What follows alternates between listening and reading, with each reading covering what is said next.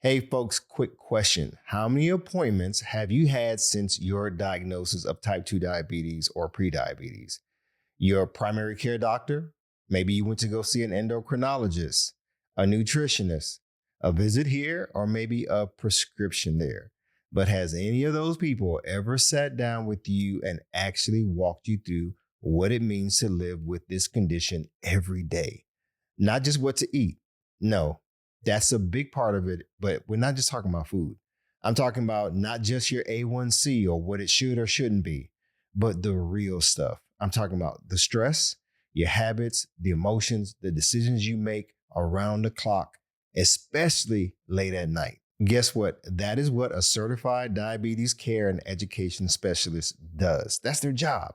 And chances are you have never seen one. Maybe your doctor never mentioned it. Maybe you didn't even know that person or that role even existed. Maybe you've been managing this thing alone by yourself for so long and you're frustrated. Well, today we're going to change all of that.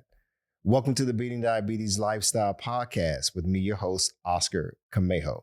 Today I have a special guest. Her name is Sarah Henkes.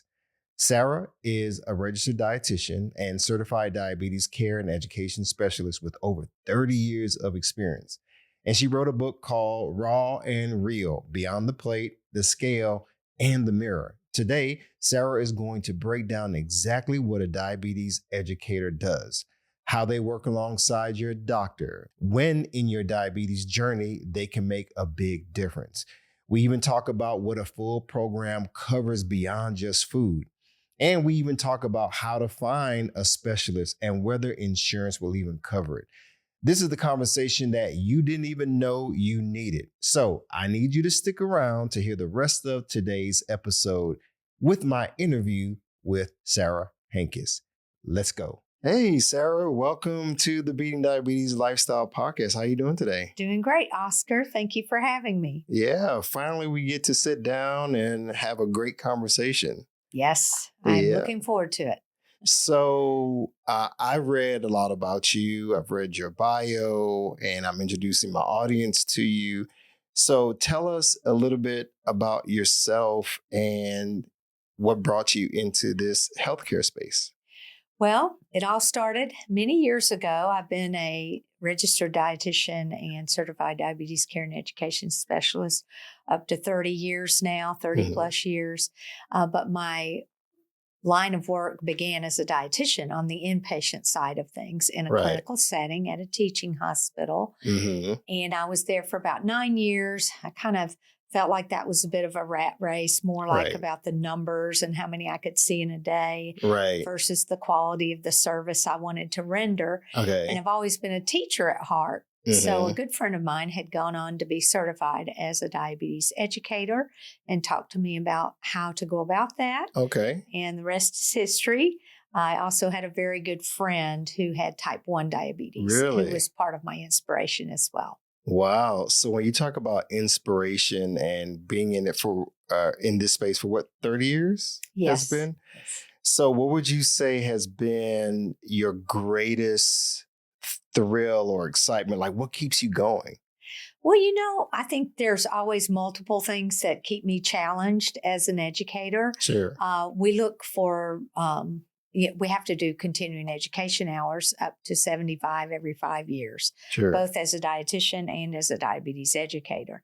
So I'm always at different conferences, both live and online, learning more about the various aspects of treating chronic disease and how to just tone up my skills, so to speak, to serve my clients better and give them more. And so that's part of it. And then also I've led some things outside of my day-to-day practice, like diabetes support groups, cooking classes, different things like that in the community that tends to be very rewarding as well. You get, at a level of with them, with their day-to-day life with diabetes. It's a little bit different there than it is in the clinical setting. Of course.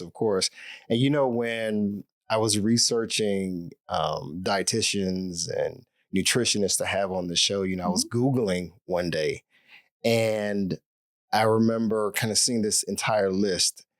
And then I believe your name came up as the first or second. It was a second, actually. I called the first one, no answer. So I dialed you, and I don't think it was a coincidence. You picked up right away. You remember the story. And so for me, having you on the show really means a lot because, with my audience, hearing from a professional, hearing from someone who's certified, who has the experience to bring the balance. Of course, I've lived through my own diabetes scare, but to have someone who is a professional who helps people on a day-to-day basis and you have the tenure, I mean, it's so great. So when I start thinking about your brand, Raw and Real Wellness, it makes me wonder, like, okay, why did you come up with this? And what's the story behind Raw and Real Wellness? Yeah. It's interesting you say that because, with many years in practice, it seems like I was continuing to see a type of void in the lives of many of my clients, something that wasn't being filled, right? That was a bit of a stumbling block to the treatment of their chronic illness. And I got to thinking about that. I was attending a weekend retreat and there was because I had on my mind, I was going to write a book for a very long time before I actually wrote one. And I was sitting at a weekend retreat and the speaker was using that phrase, raw and real. Raw and real. Which is how it became the main title of my book. But his reference to that was kind of tied into how we are called into encounters with individuals within our family, maybe in a workplace, that can be difficult. We're talking about things that are challenging. It might be even a little confrontational or perceived to be so. Right. And my other way of saying raw and real is let's be honest. Let's be honest here. Let's have an open, honest conversation. But with that, the educator, myself, I have to carry a spirit of empathy and understanding for the client, right? You don't want to come in all guns loaded, do this, put them on the defensive. You want to just kind of gently call them in so they can begin to kind of peel back the layers of their life. And it brings them to a place of exposure, if you will, or vulnerability, which can be tough, as you know. Sometimes that can elicit feelings of sadness or maybe anger. Maybe the person is in a place of denial or a great deal of resistance. So a diabetes educator has to be ready to roll with the resistance if it exists for that person. Maybe they're not ready to move in a certain area of change with lifestyle habits. Or they may have a place of referral for this individual, to seek out some mental health support for a particular need, such as depression or anxiety. So the let's be honest, it really encompasses a role the educator has to play in entering into conversations where they learn more about the client, as the client kind of peels back some of the layers of their personal history and their story with diabetes and before they had diabetes, what was life like. So. And it's so interesting you say that because in my space and what I do, I get emails all the time or messages on social media from people who say, hey, Oscar, I came across your content and I've been newly diagnosed with type 2 diabetes, high cholesterol, high blood pressure, all the markers, metabolic syndrome. And I don't know what to do. My doctor says I need to, lose weight. I need to get on all these medications. And it just seems so overwhelming. Right. So I'm pretty sure you come across people like that who are just overwhelmed and they don't know what to do. So what's your approach with being honest, being real? How do you ease that person's nerves? Because sometimes it's like, before I can take step 2, I need to take step 0, which is bringing it down. Well, it's interesting you use the word step because often I will say it's about the next best step. Treating chronic illness truly is a process. But we live in a world of quick fixes. That are often held up by a lot of masterful advertising. Of course. You know this, having been in this role of marketing and all. It's quite challenging. And then there's a certain distrust, just like there is of government entities. There's a certain distrust oftentimes with clinical settings. Really? Maybe because the person had a poor experience the first time around. Maybe they didn't feel heard or they felt put down, you know, or threatened. Right. So we have to kind of, again, use some active listening to really understand where the person is in their journey with diabetes. And if they are feeling overly burdened or overwhelmed, the first thing I advise them to do is really slow down and think about what's happening. Really? You know, and talk to me about that. And then from that point, I can determine, do they need someone more than a diabetes educator to, you know, unravel this situation? I had a gentleman recently, oddly enough, on some travels I was on. I was on a plane from New York back to Atlanta, and the gentleman said to me, we got to talking about what we were each doing with our lives. He was going on to medical school, wanted to become an orthopedic doctor. And so we got to talking about health. As is usual, I'm telling him my background. And lo and behold, he had diabetes. He was on an insulin pump with a continuous glucose monitor and had been since age 14. Really? So he had type 1 diabetes. Type 1, yeah. But one thing that came out of that, which relates to what we're speaking to, is that as a young person in his early 20s, he felt somewhat burdened by the day-to-day with diabetes and felt like he was kind of like, I guess, out of his circle of friends, so to speak, not feeling so-called normal because he was worried that he could not engage on things like a week-long biking adventure.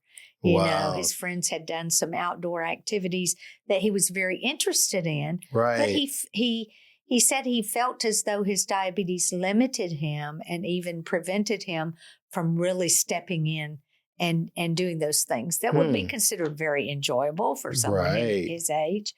And so, you know, I just heard him out, and it was odd. He didn't ask me the question about calories or carbohydrate or any of that. It really dealt with wanting to feel, quote, normal. You know?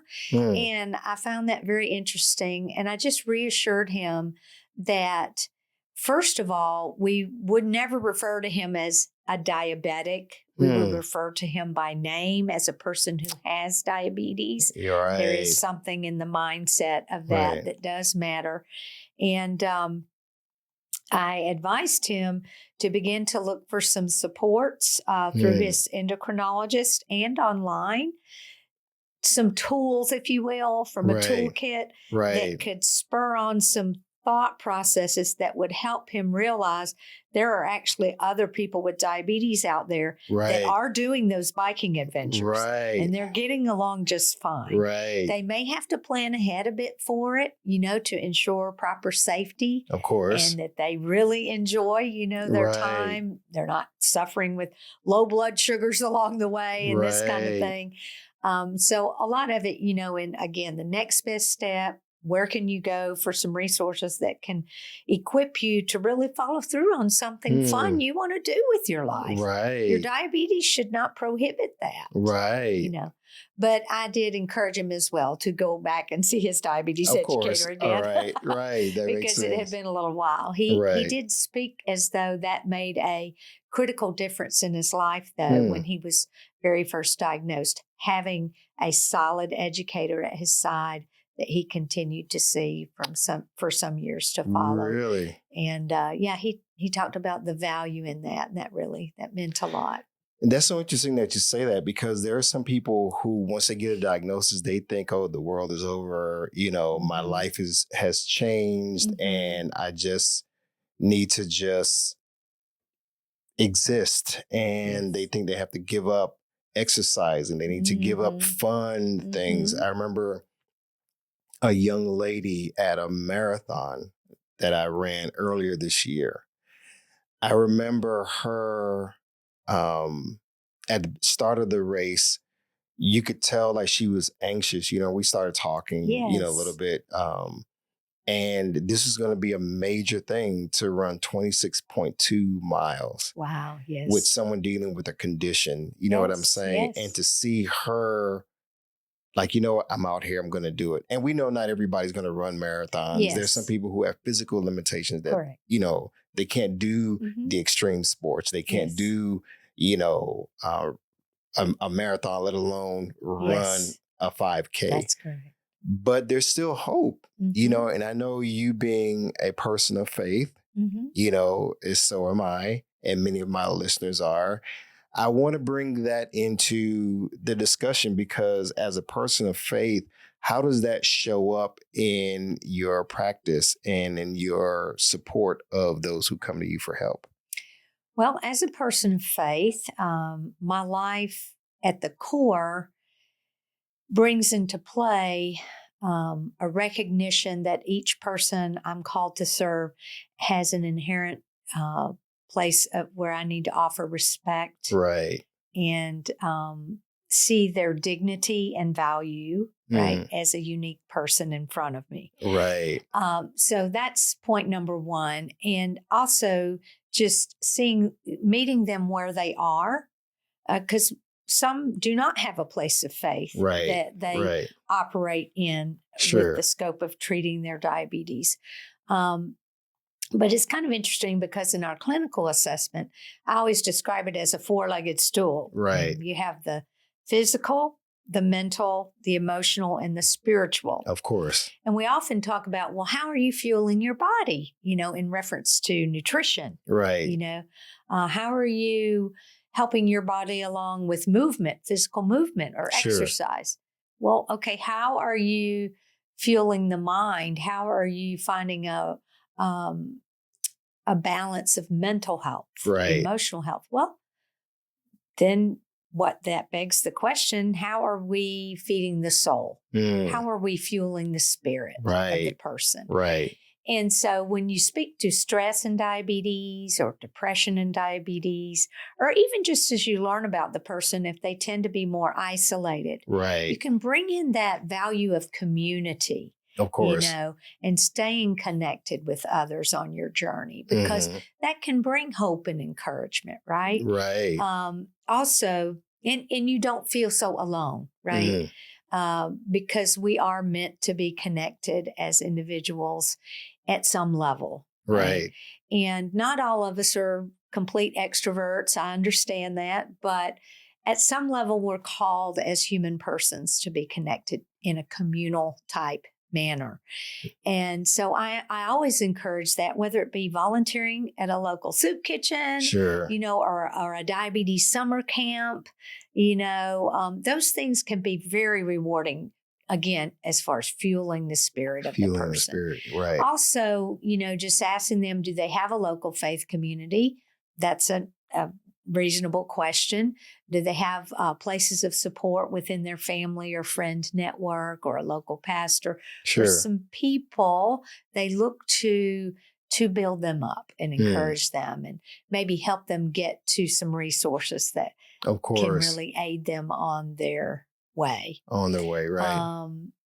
So, you know, it's hard, the day-to-day living, no matter what the situation is with the decline in our health.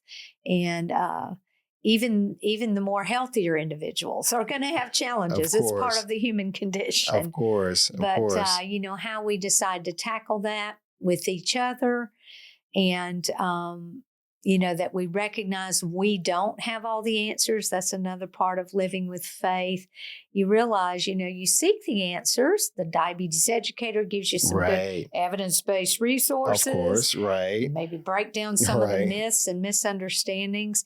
But all in all, sometimes you look to a divine power and grace to try to weed through all the information and get to what's the right fit for me. Right. Because each journey is uniquely its own. Exactly. And with that, I want to segue into your book. You know, you wrote a book, Raw and Real, Beyond the Plate, the Scale, and the Mirror. Yes. And it's a very hopeful book. It provides hope. It provides education, inspiration. So I wanted to give you an opportunity to talk about the book. Like, what inspired the writing of the book? What can people expect? And we're going to get into later on how they can get a copy of your book. So, Tell me. Well, like I said, the years of practice was definitely a big part of the inspiration and just greeting the individual clients and realizing, gosh, there seems to be something missing here, Right. This person's dealing with a lot of anxiety and they're somewhat isolated, and they're seeing their therapist. They're getting some helps there, some tools, maybe deep breathing exercises, progressive relaxation, the different tools that can be passed on with the help of a therapist or a counselor. But yet again, fueling the spirit. Sometimes they are fueling the body with food in what we might call disjointed ways, maladaptive behaviors with food can often surface out of places of anxiety or depression or previous trauma. And so, maybe at times the person's overfueling the body because they're trying to fuel some other part of themselves, if that makes sense. Yes, it does. And some people call it feeding the God hole, But I do think the weight of the nation has a tie-in to the soul of the nation. Like, I do think there's a connection there. And, just wanted to be able to serve a book that could give kind of an introspective way to journey through a better place of wellness for an individual. So each chapter will start with a story that builds on certain themes that unfold during the chapter. And then at the end, there's some summary points, and I always have a list of reflective questions. I call it the Wellness Examine. So again, that's about peeling back the layers of my life. I mean, I didn't get here today from what happened yesterday. There's been many years that have preceded today, many days, many years that have preceded today that have brought me to where I am now. And so recognizing how that has shaped my attitudes, my thought processes, my behaviors around food, the body, our weight. It's critical. It's so easy to just give someone a sample menu, but I think we do them a disservice by stopping with that kind of thing. This is not simply a numbers game. Most people know that. They know that probably better than 50% of what we've got going on is more behavioral and whatnot. And I'm glad you mentioned about behavioral. You said, I'm going to read this. It says, this is in a section called Benefits of the Spirit-Minded, being spirit-minded. And the chapter is Weathering the Stormy Seas. Yes. And so I'm going to read this. It says, this strength comes from the anchor working through them. The next step in the core wellness workout is strengthening your spirit through silence, meditation, and prayer. You go on to talk about the psychological, social, and health behaviors, right? So there's not just one tier, there is a multi-tiered approach to becoming better. Exactly. And to experience wellness. Do you mind elaborating a little bit more on that? Well, as I mentioned earlier, that holistic approach to the individual. And I do have to remain in my scope of practice. Of course. I realize that. Of course. Okay. So first of all, if in light of faith, we recognize at the core of our being is a guiding force. Of course. We would call it divine grace coming from a higher power, right? In my case, as a Christian, that happens to be God. Yes. So that driving force that provides grace, which is some of this fuel for the spirit. Fuel for the spirit. That can help me have a keener way of discerning information first and foremost. Of course. I find in my practice, there is little discernment. There aren't many people that really take a deeper dive into what they're reading or hearing. They're just simply consuming information. Right. And I think maybe that's a product of just where our structure has gone over the years generationally, and whether a person, whoever their caregiver is, if they've helped them develop those skills. Let's look at this closer, Of course. Let's kind of investigate this a little bit. Back in the day, we wouldn't have called it fact checking, like we do now. But a mind and a heart for discernment that's connected with a higher power, as in God, it will have a stronger way, if you will, of getting to that point of truth that's being sought out. Right. Okay? All of us are searching in life, right? Of course. Whether it be through matters of wellness or other aspects of our lives. But so, recognizing that in the beginning, that there is a driving force that can aid us along the way. Sure. And that, if we are struggling with something, I'll just use grief as an example. Right. That often comes into play where a person is either not eating adequately, they're not eating enough, or they're way over consuming. Right. As a way of kind of masking over some point of grief in their life. It might be loss of a child or a parent, or, and they just haven't effectively worked through that grief. So back to the maladaptive behaviors with food. Right. So we talk about, where are the grief resources out there for you, other than a pastor at your local faith community? Right. What are some resources online? Maybe they're going to use a chat area or someplace online to engage with others who are going through a similar grief process. Right. Again, so they are navigating that and they don't feel alone. And if they're able, because we all have our own unique journey with wellness, we have our own unique journey with things like grief. Right. And there's no, set time to it for an individual, right? No set way that it's going to come about. Right. But there are some commonalities in the ways that surfaces for us. Of course. And definitely food, by and large, is something that does get used differently in places of grief and sadness. And, with the book, those questions I give at the end of the chapter, because there's a chapter that deals some with the grief aspect of life.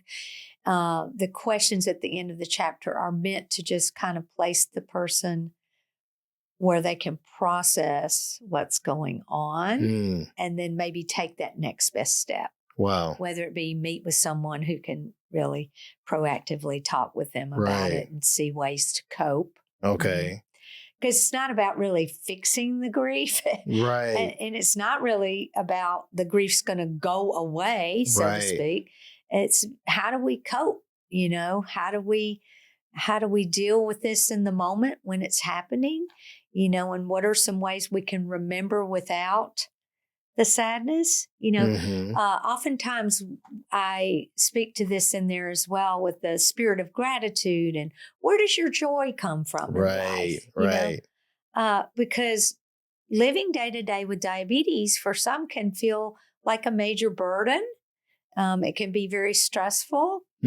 But what are the avenues of your life where you find joy? Right. So we want to accent the positive. Right. Let's look at the wins. People always want to enter my office talking about what they haven't done. Or, well, I've been so bad over the last week. Right. And I just call them in on that. And I say, hey, can you tell me what went well in the last week with you and the diabetes? Wow. What are some positive wins for you? What are some positive wins? It might be something like they drank a lot more water. Right. They hydrated better. And then they went to bed an hour earlier. And helping them to do that, they get to stack their wins. And the goal is to have more wins than I don't want to call it losses, but you understand what I'm saying. So it's not about perfection. There's not a life of perfection with diabetes as much as there is anything else. But if they can sort of keep with that spirit of, let me stay focused on being grateful for the many blessings I do have. And if I'm overly fixated on what we might call the dark side, like the little, I imagine a cartoon character with a little rain cloud following him, day to day. If we stay stuck in that mode, I don't really think it frees us up to really enjoy life. Right. And see that there's hope on the horizon. Hope on the horizon. Yeah. And I wanted to bring this out, the hope and the faith aspect out, because it's very important, right? I know there's different people, people who listen to me and watch my program from different backgrounds and so forth. And I respect that. Yes. But we all want better health. I would think in general, we want better health. Correct. And a lot of times we don't realize what led to the overweight, what led to the grief, not just a loss of a relative who may have passed away, but it could be a grief surrounding a broken relationship. Loss of a job. A loss of a job, and especially in this economy, you know what I mean? The uncertainties of life and people dealing with anxiety and that leading to depression and other things. So people turn to food to cope and they don't realize it. I know in my situation, I was going through a really tough time because I had to do a mental rewind. Like, okay, how did you balloon up to 268 pounds, Oscar? I literally had to go through and realize, okay, I was going through this. I was going through that. Yes. Oh, so I started eating out more during that time. Yes. And before you know it, I wasn't feeling well. Went to the doctor. They diagnosed me first with pre-diabetes. 2 years later, I end up feeling even worse. And mind you, I'm gaining all this weight. Yes. And so I did some blood work, and I think that was on a Wednesday. Yes. And then on a Sunday, I get a call from my doctor's office saying, go to the emergency room now. Oh, wow. Your blood sugar was like 420 milligrams per deciliter. So it was scary. Yes. I get to the hospital, and in the hospital, in the triage, emergency room, I find out that I have type 2 diabetes. And I'm like, how did this happen? It's not supposed to happen to me. You know what I'm saying? And so that set me on a path of increasing my faith, increasing my hope. Because I literally had a choice. Oscar, you gonna let this be the marker of your life, the end of your story, or is this the beginning of the rest of your life? And I was like, hey, I need to turn things around. That is so great what you just shared, because I try to draw the client into seeing the diabetes as an opportunity, an opportunity for growth, an opportunity for improvements in your health and well-being. In fact, it can have a trickle-down effect. Of course. And impact others around you. Maybe coworkers see that you're making healthier decisions. Maybe a good friend or some family members. And so, that example, so to speak, that you're going to give by beginning to take those next best steps is really not just helping you, it can end up helping the world around you as well. Exactly.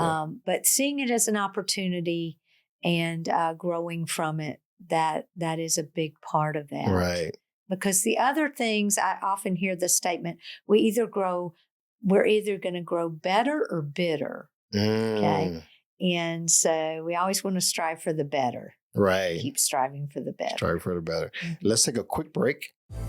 Be sure to visit the website at www.beatingdiabetieslifestyle.com for access to free resources and other information that will help you along your journey. If you would like to submit a question or a comment about the show or to learn more about the Beating Diabetes Lifestyle, you can always email me at hello@beatingdiabetieslifestyle.com. And if you haven't already, be sure to subscribe to this podcast. So, Sarah, you work with a lot of people who have complicated relationships with food, right? They may turn to food for comfort. They may be dealing with kind of what we talked about before, grief, depression, anxiety, and so forth. But in dealing with them and recognizing that this is an emotional challenge that they're dealing with in many cases, how do you untangle that without making someone feel ashamed and judged for where they are? Well, that's a great question because I believe the world we live in is very much about judging. Right. Oftentimes, and not always about, feeling judged about one's diabetes, but even in other ways, Right. I think we can even impose that on ourselves sometimes. Like the person who has a new onset of diabetes, they might come into my office feeling, I call it the shame blame game. Like they're looking at their past going, oh, if only I hadn't done thus and such, Right. And, I try to step into that with the client and help them to understand that matters of shame or excessive guilt are not going to free you up to move in a better direction. Right. So we're going to leave that out of the picture as best we can. However, if those thoughts are very pervasive for the individual and invasive, unhealthy thought patterns, what I call stinking thinking or toxic thinking, it can drive our behaviors in a way that's not great. Okay.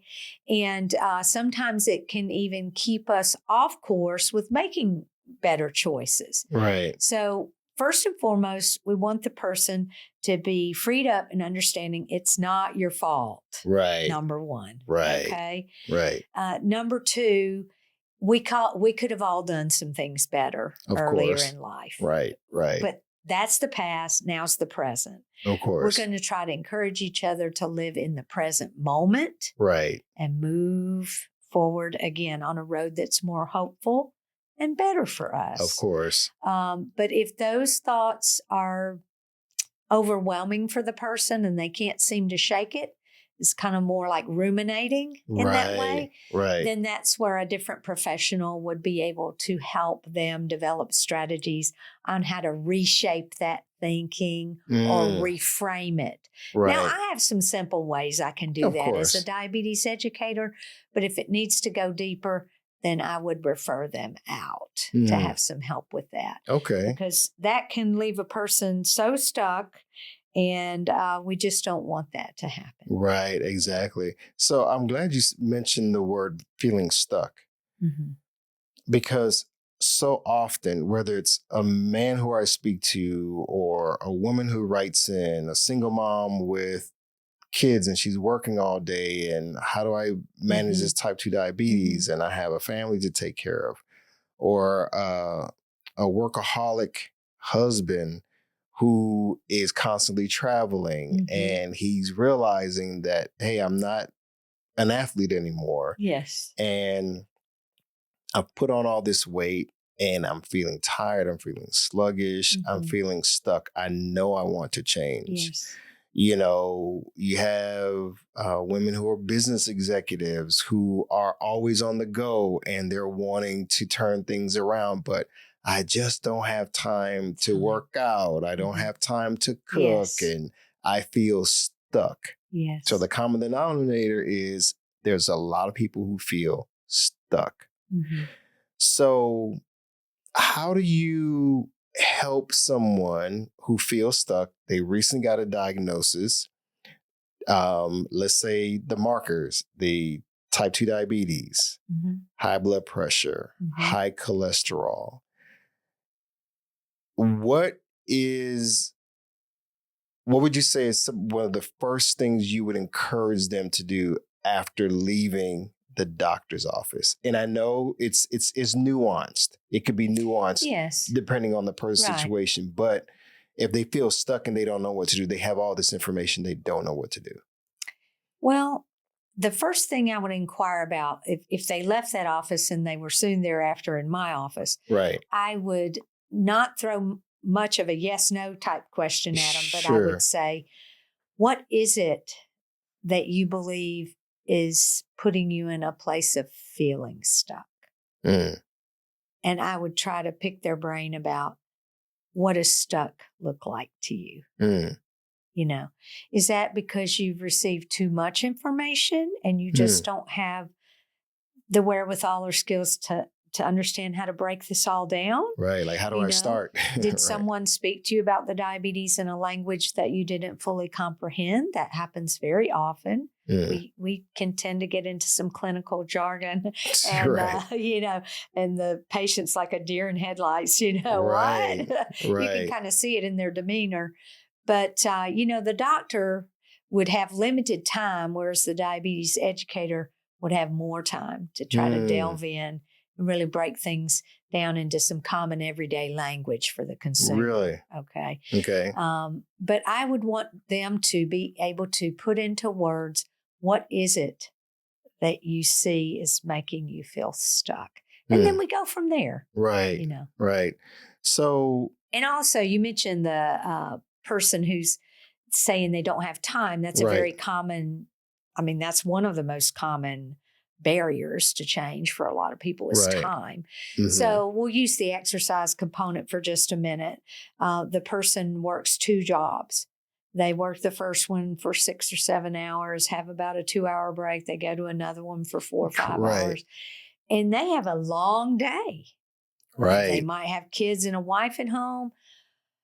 Gee, and I've got to think about the diabetes and I need to process of checking my blood sugars and gosh, how am I going to exercise, Right. And so they bring that up in the discussion. They know the value of exercise in helping the diabetes along, right? And so they're curious how they can manage. And I would just basically start with little ways. What are some small ways you can become more active? Right. Can you take the stairs instead of the elevator? Can you walk from the far end of the parking lot when you go into work on a given day? Right. Can you do a 15-minute walk on your lunch break? Right. Some people have a gym at work. Do you want to go in and do a little resistance training at the end of your day?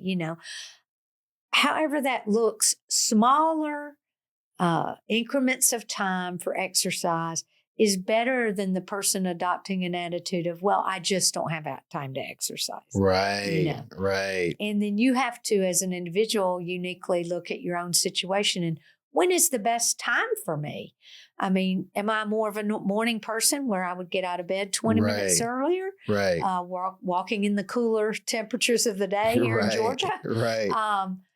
So what is the right fit for me? And so every part of that treatment plan really should be individualized, so to speak. Right. To help the person out. Right. But they're really the ones ultimately making the choice about how does that right fit look for me? They might just need some reminders.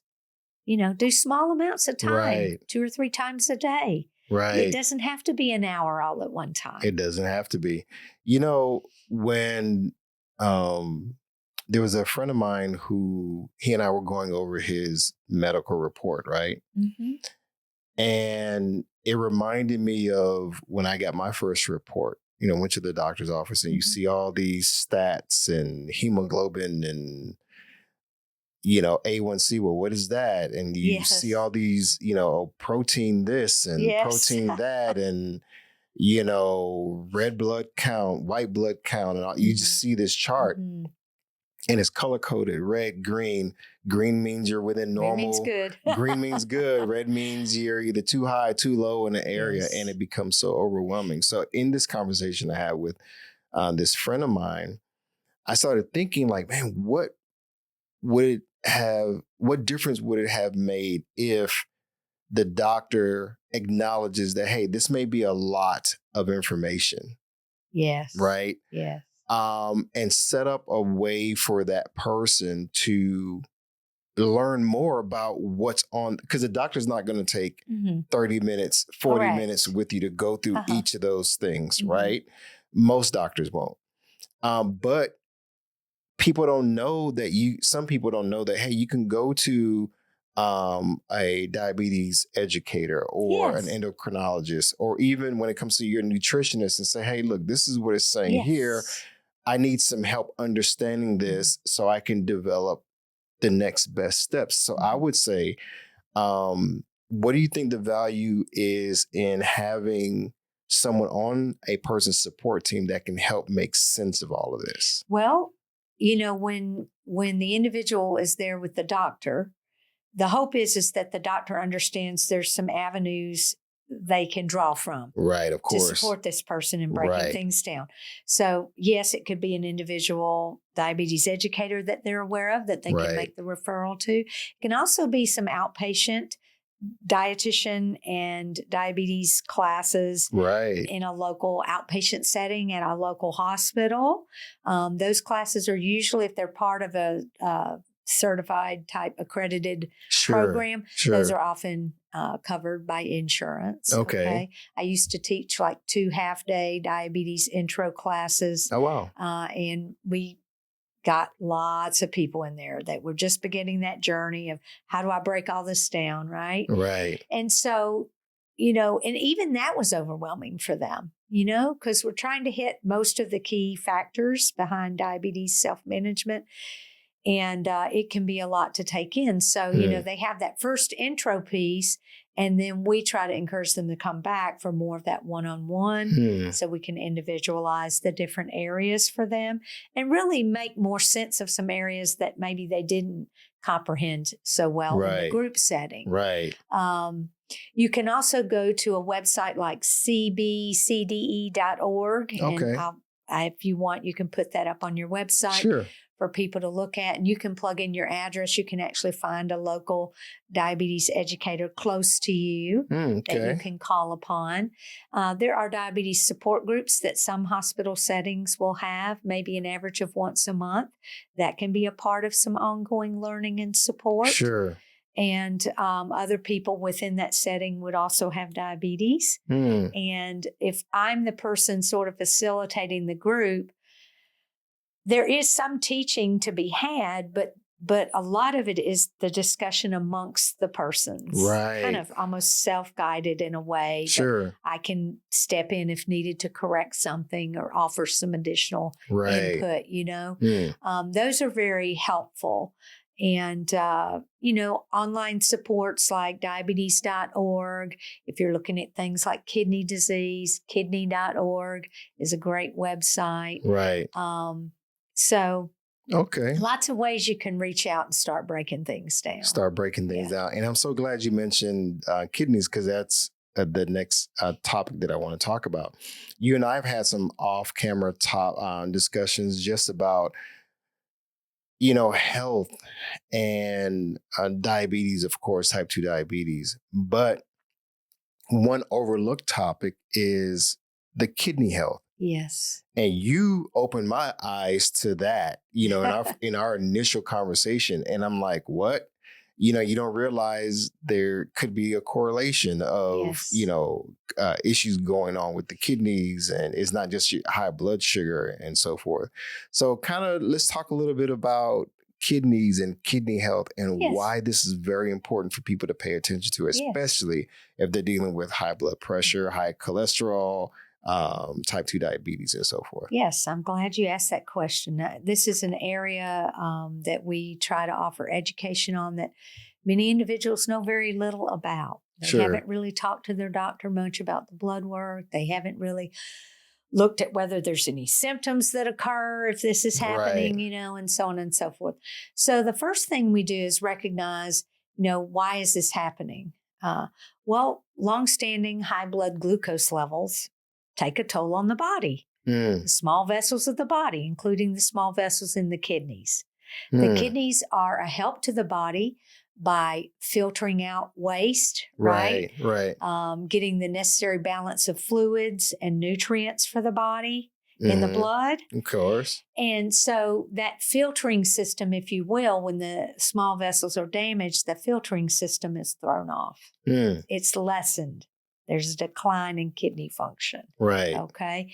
And so we might start holding on to more proteins and more of this or that as a result of the faulty filtering, if you will. Right. The person would look at least a couple of different test results annually in their blood work with their physician so they can fully understand that. Sure. But one of them is the glomerular filtration rate, otherwise known as GFR. GFR, okay. And another one is the urinary albumin to creatinine ratio. It's a mouthful, but it's abbreviated UACR. Right. And those two test results are looked at annually for kidney health for the person with diabetes. And so you want to stay on top of that, just like you would cholesterol numbers. Okay. Right. You also want to stay on top of where your blood pressure stands. You know, most people with diabetes and high blood pressure, the docs will often propose a goal of around less than 130/80 for blood pressure. Up to 50% of people, adults, will have high blood pressure.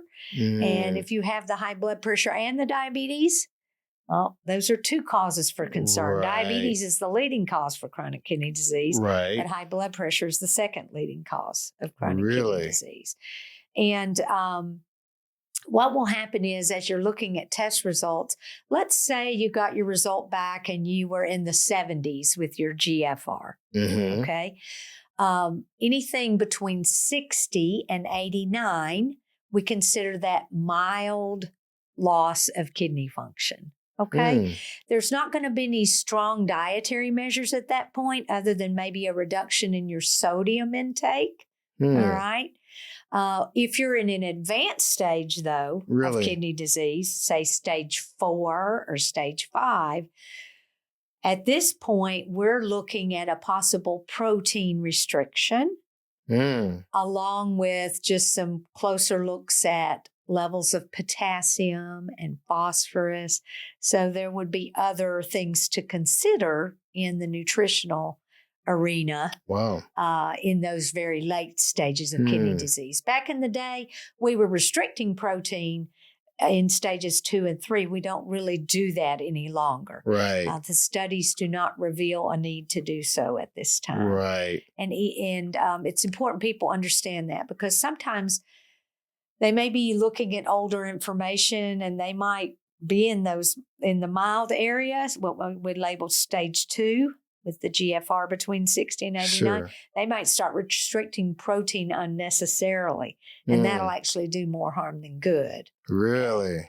And then you may have the opposite extreme where the person is just eating way more protein than what they need, and it would pay off for them to reduce their protein intake. Wow. But not restricting it, but just reduce it to a normal amount, you know.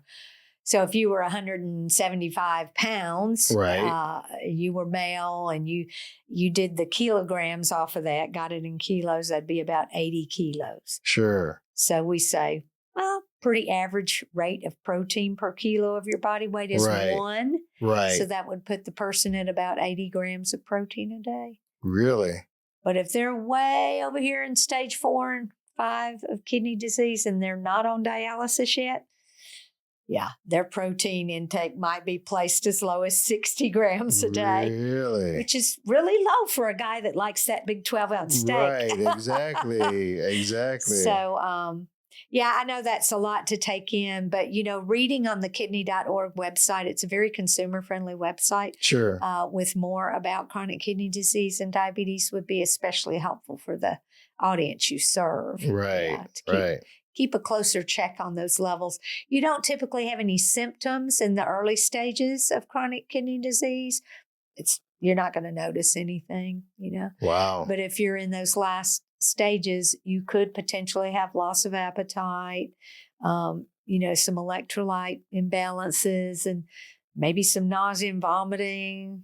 Some different things can be happening in those late stages of chronic kidney disease. We're hoping we see people about it before they, are over here at stage 4. Right. I've had that happen here and there, though, and it's unfortunate, but you just do the best you can with it when that comes your way. When that happens. So you mentioned about protein. There's a lot of confusion around protein, right? Some people think they need more, something that they need less. And you kind of touched on this, when someone has diabetes and they're worried about their kidney health, How should they think about protein? Well, I guess I could give you a couple of practicalities. So, where does protein come from? Just recognizing that first and foremost. We can get protein in our milk and other dairy choices, cottage cheese, yogurt. Right. The Greek yogurts carry usually double or triple the protein of a yogurt that's not a Greek variety. Right. Then you have things like plant proteins, beans and peas, nuts and seeds. Right, the legumes. Yeah, legumes. And then you have meat and fish, seafood. Majority of clients I work with, they're using some kind of chicken or fish or turkey, lean beef or something in their plan.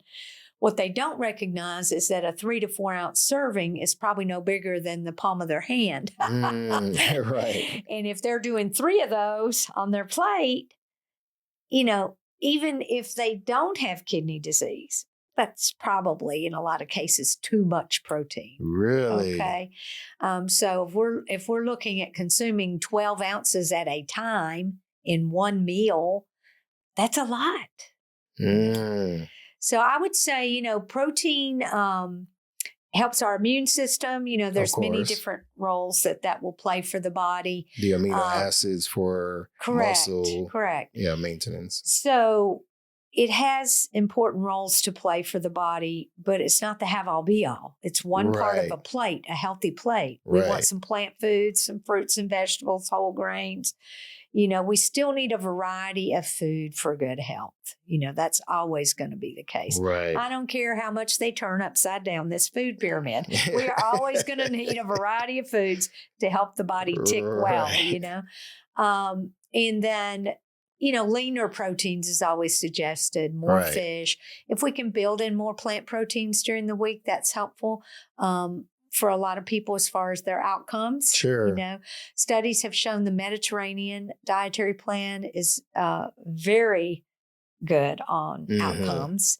The plant-based plan, of course, and then what we call the healthy plate method. And there's a DASH diet plan that some people don't know about, dietary approaches to stopping hypertension. That's similar to Mediterranean in a lot of ways. It may not carry quite as much emphasis on like fish and things like nuts and seeds and legumes. But, it does have an emphasis on reducing sodium, though, in conjunction with just the general variety of foods. But I would say to the person, look at what you're doing with your protein first and foremost. Maybe they tell me they eat 5 eggs in the morning. I'm like, why do you think you need 5 eggs? For breakfast. Well, Rocky did it in the movie. They think they're going to be a little. I'm like, there's a point at which your body needs what it needs, and if you overexceed that, you could just be laying down more fat stores, and not really helping yourself and sending your cholesterol upward.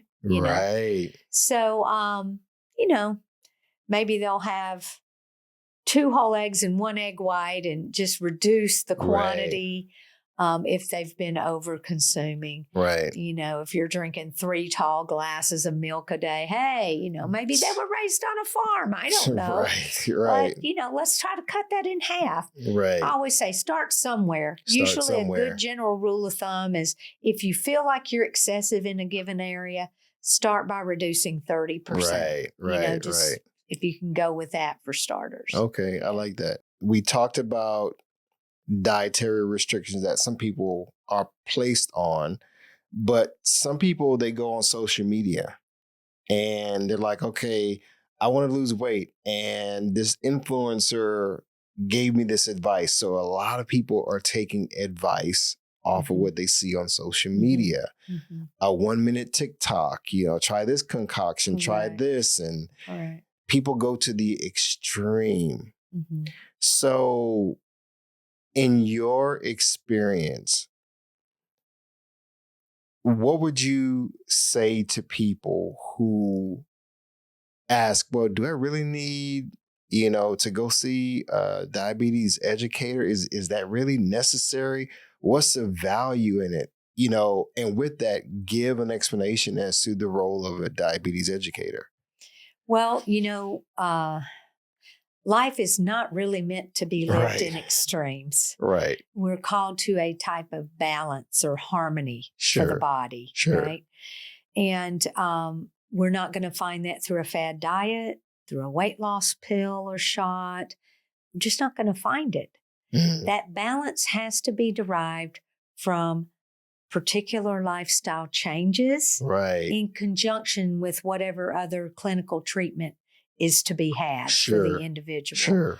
I think as far as the person who's gone on TikTok and whatnot, I mean, I could give you a prime example. I had a young girl who she had already developed, I think, type 2 diabetes at a young age. She was an older teenager, but she was being very influenced through social media. So much so that she, I guess, listened to a few shows, or not shows, but videos of another young lady close to her age talking about how she lost weight and how fast it came off. And then she proceeded to tell her teenage audience, this is how I did it. Well, this girl ends up in my office because the doctor met with her and her mother after she had become sorely dehydrated, ended up in the ER.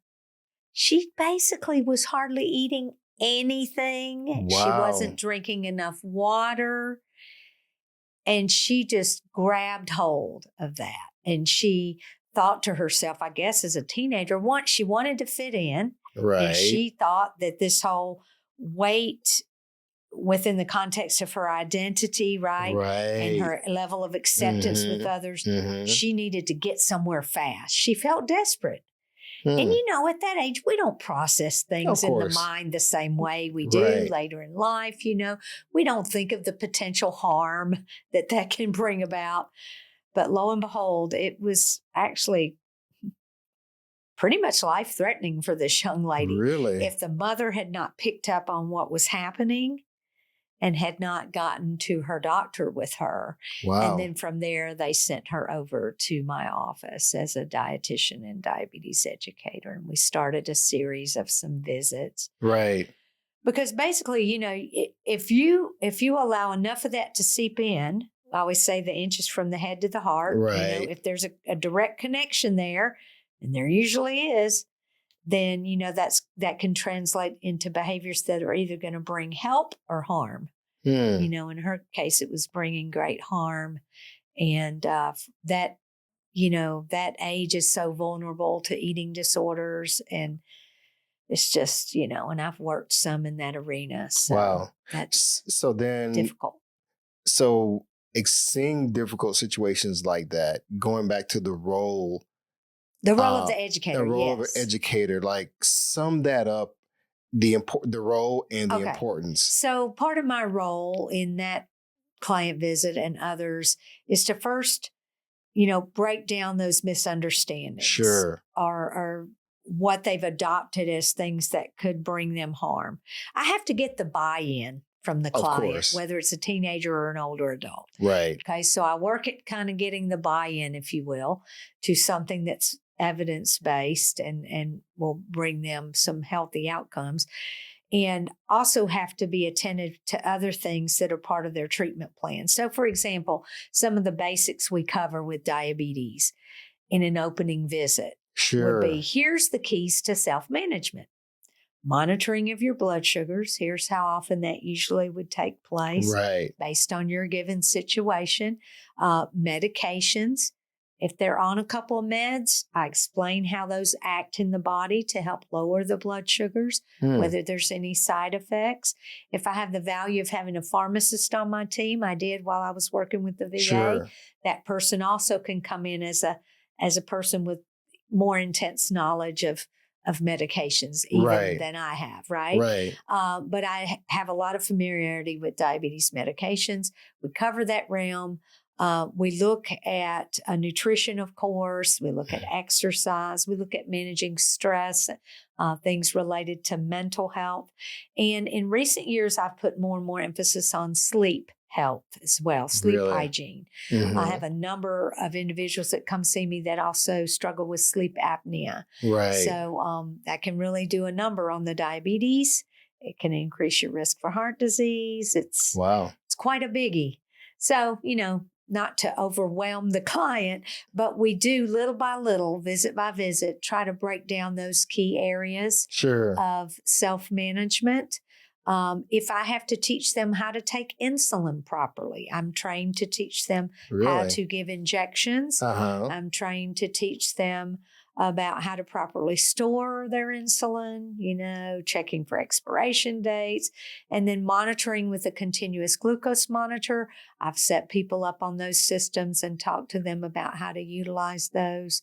Not every person is the right fit for a CGM. Of course. But many are, and it can be a great tool to help improve their overall diabetes. Right. It gives us a lot of information. And for those who aren't aware what a CGM is. The CGM is continuous glucose monitoring system. And the one they might see very often is a Dexcom or a Libre. When they're looking at advertisements. Right. In my most recent position, I was setting people up on the Libre 3 and talking to them about how to utilize that information, put the app on their phone, how the data gets transmitted, and how often they have to change that out. Right. And let's face it, if you can relieve the burden of finger sticks, people are all too happy to do that. Yeah. I mean, when early on, I was wearing a CGM. It was the Freestyle Libre. Right. And so I liked the fact that I could have real-time data and see what was going on throughout the day and not having to prick myself 3 or 4 times a day, because that was overwhelming in and of itself. And I started noticing some bruising on my fingertips, also because I needed to learn how to finger prick a lot better. There is a way to go about it, right? You're right. I was doing it too hard and so forth. So a lot of these things people don't know about. They don't. And sometimes when you'll see something that's non-compliant with monitoring. And so, the client sitting in front of me, I'll say, "Are you having trouble with your monitoring? What's going on with that?" And they'll explain it. It hurts. I can't stand it. I don't know what is going on. And then we'll look at the lancing device, the finger stick device, and we'll see what setting it's on. Are they penetrating too deep? Do they need to dial it down? Or it might be that they're poking in the middle of the finger up top instead of over to the side, which can make a difference in your level of comfort. Are you overusing the same 2 fingers too often? There's a lot of ways you can alleviate some of that uncomfortable side to finger sticks. Yeah. But by and large, the CGM world has really taken hold quite often. And it's been a wonder. The reports give a lot of room for the educator to have some more detailed discussions with the client about what's going on. Because you can look at times of the day and you can see, well, this appears to be maybe after when you say you eat your lunch. And so I see a trend here in the last 2 weeks where in the middle of the afternoon, which is maybe about 2 hours after your lunch, you're getting these higher spikes in your blood sugar. Oh, well, I drink a Coca-Cola a few days a week. And, or maybe it's something else altogether. I don't know. If you don't wash your hands before you do the finger stick, even that alone can make a difference significantly in what the number's going to show. Right. Yeah. And it's so interesting you say that because everything is so nuanced, right? Yes. I have a friend, there's another friend, he came to me and this is about a year ago. He said, "Oscar, I've been seeing your podcast and things you've been putting on social media. I just got diagnosed," and he's wearing a CGM, right? And he's going over his numbers. And so he said, "Well, I didn't eat any sweets this morning. I didn't even have my coffee. Why is my blood sugar, so high this morning?" And I won't call his name out. But I said, "Okay, let's talk about what you ate last night." Well, yeah, we ate pasta but I didn't have as much, I'm like, okay. So, well, what did you have with the pasta? Oh, well, pizza sauce. And I was like, well, what kind of pizza sauce? And then I'm started educating him on the sugar content in the pizza sauce. Probably totally aware of the hidden sugars in the pasta sauces and all of that. Yes. And then too, many don't understand that while we're at rest, asleep at night, the liver is generating some glucose for the body. Exactly. So if you wait too far into the morning to have something, then it's going to, in a sense, trigger that release of added glucose from the liver, almost as it's a way of compensating for the fact that I'm not eating yet. And I haven't eaten I still need energy. Yeah, I haven't eaten since 6 o'clock the day before with my pasta meal. And now here it is 11 o'clock in the morning. Maybe I could tone down those increases in the morning by simply having something small in the morning. I might not be ready for a meal. Not everybody wants a full meal when they get up. Some want more like a snack, a yogurt and some berries.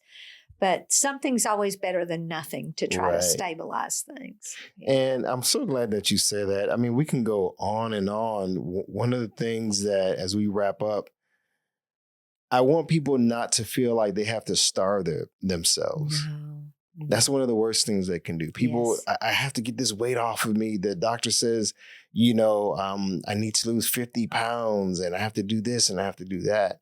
And so they take these desperate measures, Well, if eating is a problem, that means I just need to go on this, strict diet, and I just need to intermittent fast, but I'm going to go even further. Instead of doing a 16-8, I'm going to do whatever. And then they start starving themselves and they enter hypoglycemic, region.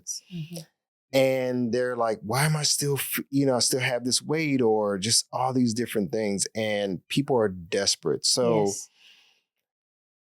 as we wrap up, is there any advice, any words of encouragement, anything that you can share with people, given all the stuff we talked about today, all of your experience, and speak to those who are desperate for a solution and they're really clamoring for answers and they don't know what to do. We talked a little bit about being stuck, but let's really bring it home for the audience today. Again, I would say the next best step. And the way I put it oftentimes is slow and steady wins the race. When you look, and we didn't long ago have the Churchill Downs, Derby. Oh, yeah, okay. And, what happened?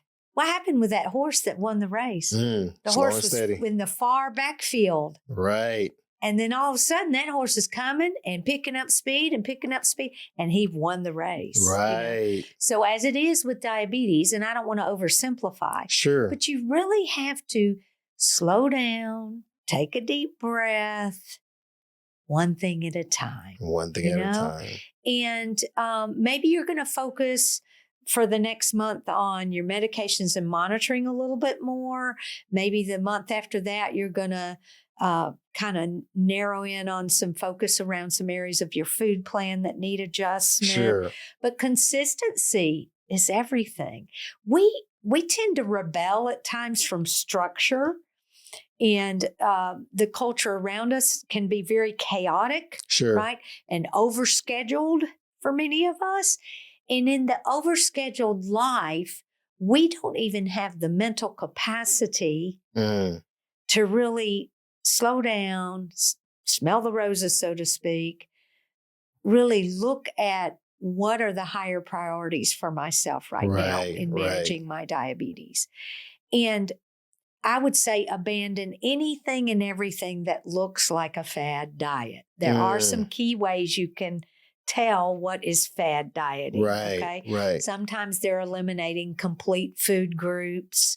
Sometimes they'll give you bogus statements about eating certain foods only at a certain time of day, or you must mix this food with that for this to happen. Don't dare eat after 5:30. Things like this. that's really more in the fattish realm of nutrition, which is never going to be good outcomes for people. I would say repeated fad dieting can lend its way to some very unhealthy habits where we feel more and more deprived, right? Instead of freedom with food and peace with food, we feel more and more deprived. And it might even lend its way to some binge eating, because we get so tired of being, quote, good. We end up over consuming on a given day. It's just extremes are never going to play out well. And I think relinquishing the fad diet or diets that come our way is one big favor we can do for ourselves. Go online, learn a little bit more about a Mediterranean meal plan. Because we know we have some of the proof behind that in the research that show the better outcomes. Look at having maybe a plant-based meal a few nights a week. Start small, introduce some small changes. Don't ever look for the quick fix. There is no quick fix. Okay. And that's where we say, I empathize. I understand you're feeling desperate. However, I must be real with you. I must be raw and real. You have to be honest, right? Because I want what's best for my client. I'm not here to shame anyone, to have them feel. Because, there comes a time in our lives, whether it be for wellness or something else, where we might feel that sense of desperation. And we might make a poor choice. But that doesn't define me. I can always come back from those poor choices. And start a new day. A new day. We don't stay stuck in the past. That's right. I love it. Yeah. Well, Sarah, this has been a great interview. There's so much that we've talked about, so much that we could delve into. I want people to be able to find you. How can people get in touch with you? How can they learn more about what you offer? Well, they can reach out to me with questions, or if they want a copy of the book, we can talk about how to get that to them. My email is probably one of the best ways to reach out. And that's my last name, Hankes, Hankes, Sarah, Sarah, at gmail.com. Okay, and I'll put that on the screen for everyone. If you put that on your screen, that'll be one of the best places to reach out. Yeah, and hopefully one day you'll be starting your own podcast. Yes, we hope to be entering into that realm maybe in the fall. We're going to see how the rest of the summer goes, but hopefully before the end of the year, I'll have something up and running. It'll be more faith-based, focused.